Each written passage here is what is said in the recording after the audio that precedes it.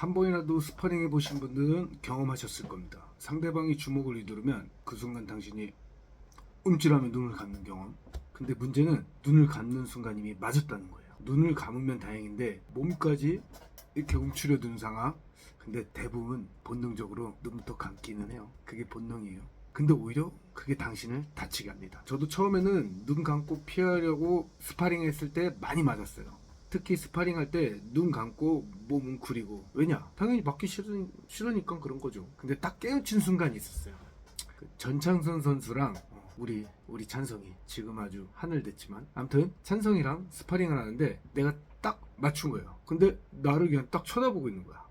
그래서 나중에 스파링 끝나고 제가 물어봤어요. 너 어떻게 이렇게 눈 뜨고 가만히 있어? 그러니까 걔가 딱 한마디 하더라고요. 눈 감으면 더 맞잖아요. 아, 그때부터 이놈 남다르구나. 그리고 저도 그때 깨우쳤어요. 어차피 안 맞고 이길 순 없어요. 복싱은 어차피 내가 큰 데미지를 안 맞고 내가 큰 데미지를 주는 그런 게임이기 때문에 절대 안 맞고 이길 수 없어요. 우리가 장기를 두더라도 쫄 하나도 안 죽고 그 말이 하나도 안 죽고 이길 순 없잖아요. 내가 작은 걸 주고 큰 걸 먹는 그 싸움이 어떻게 보면 복싱이나 격투기라고 생각하시면 돼요.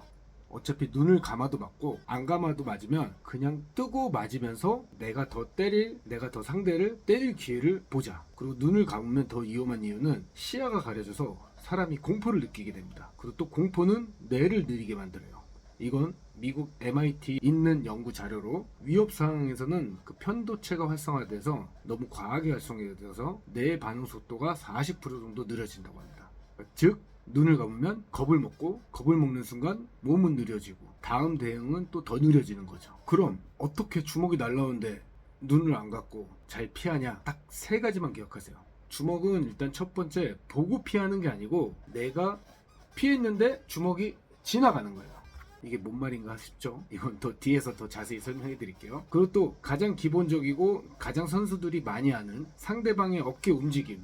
뭔가 주먹을 치기 전에 진짜 고수들은 준비 동작이 별로 없이 치지만 아직까지 그래도 사람들은 뭔가 움직일 때 내 어깨가 먼저 움직이면서 주먹이 나오기 때문에 어깨 움직임을 보고, 아까도 말했죠. 첫 번째, 주먹은 보고 피하는 게 아니라 내가 피했는데 주먹이 지나가는 거라고. 그러니까 어깨 움직임이 있을 때 그때 내가 위빙이나 더킹을 자연스럽게 해주는 거죠. 그래서 가장 중요한 거는 주먹을 피하는 게 아니라, 피하는 것도 어렵지만 생각보다 주먹으로 사람 얼굴을 맞추는 것도 힘들어요. 당연히 가만히 있으면 맞추기 쉽지만 내가 계속 뭔가 이렇게 계속 움직이면 이게 맞추기가 아무래도 어렵겠죠. 그래서 상대방의 어깨 움직임이 움직일 때 주먹이 날아올 걸 예측하고 그때 위빙이나 더킹이나 아니면 가드를 해주면서 몸을 피해주는 거예요. 그러면 자연스럽게 주먹이 지나가게끔. 또 가장 중요한 세 번째는 발의 위치인데, 저는 이거를 가장 중요하다고 생각을 해요. 어깨 움직임보다도 더 상대방 발의 위치가 내 발과 상대방 발의 이 사이로 발 하나, 한 족장, 한 발자국이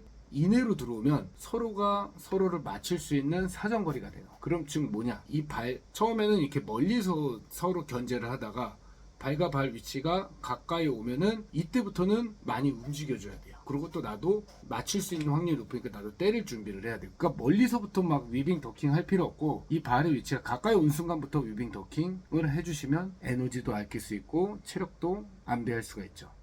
그 발 위치가 딱 어느 정도 사정거리에 왔을 때 이때는 세 가지 중에 선택을 해야 돼요. 내가 옆으로 움직여서 그 거리를 벗어난다거나, 아니면 아예 뒤로 빠진다거나, 아니면 오히려 더 들어가서 상대방 공격을 내가 디펜스에서 받아친다거나, 이 세 가지를 같이 보면서 그 훈련을 해야 되고 판단해야 됩니다. 나중엔 이 훈련법도 제가 직접 시범을 보이면서 다시 한번 보여주도록 할게요. 또 많은 사람들이 이렇게 얘기해요. 운동신경이 좋아야 잘 피하는 거 아니냐.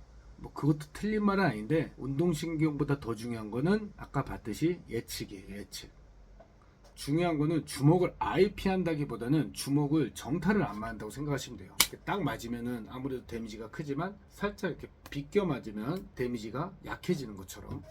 그래서 오늘부터는 사람의 어깨를 보면서 발의 위치까지 같이 보고, 또 내가 샌드백을 칠 때도 어느 발의 위치에 샌드백이 가까워졌을 때 샌드백이 내 주먹에 맞는지 그거를 계산해 보면서 연습하시면 좋을 것 같습니다. 그걸 꾸준히 하시다 보면 어느 거리가 내가 상대방을 맞출 수 있고 상대방이 어느 거리에서 나를 때릴 수 있다는 거를 예측할 수가 있어요.